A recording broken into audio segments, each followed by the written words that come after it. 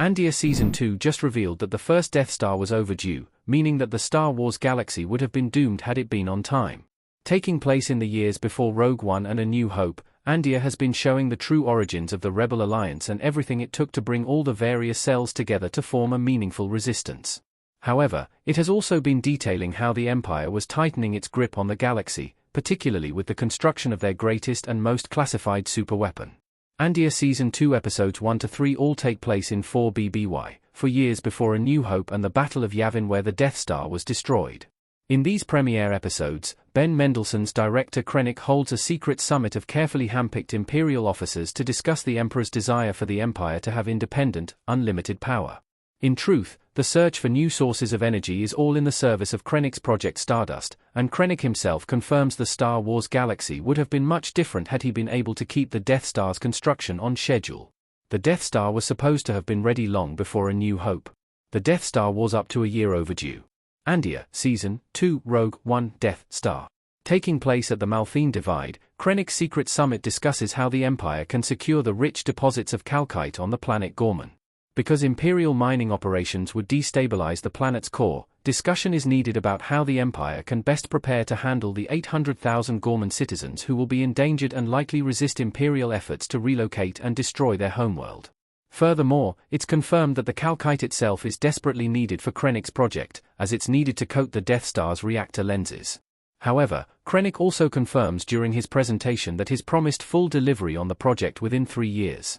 Because Andor Season 2, Episodes 1-3 are confirmed to be in 4BBY, we now know that the Death Star was up to a year overdue.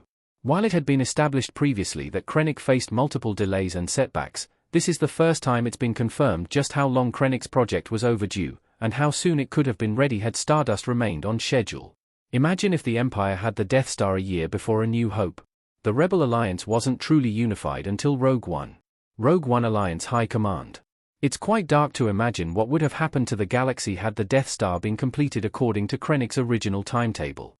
After all, a year early would have spelled absolute disaster for the rebellion, as it had just begun as a true alliance and didn't fully coordinate until the events of Rogue One and the Battle of Scarif, just ahead of A New Hope. Likewise, it stands to reason that no one in the rebellion would have yet known about the project, so nobody would have tried to steal the plans. All opposition to the Empire likely would have died had the Death Star been ready a year earlier, as first promised by Krennic. Likewise, who knows if Luke Skywalker would have even emerged to join the rebellion as he does in A New Hope, who subsequently destroys the battle station, an act largely done by Luke's connection to the Force. The concept opens up so many variables that drastically change the Star Wars timeline, and none of them are good. Krennic's failure sealed the Empire's fate. Delays and setbacks. Thankfully, director Krennic failed to deliver an operational battle station on time.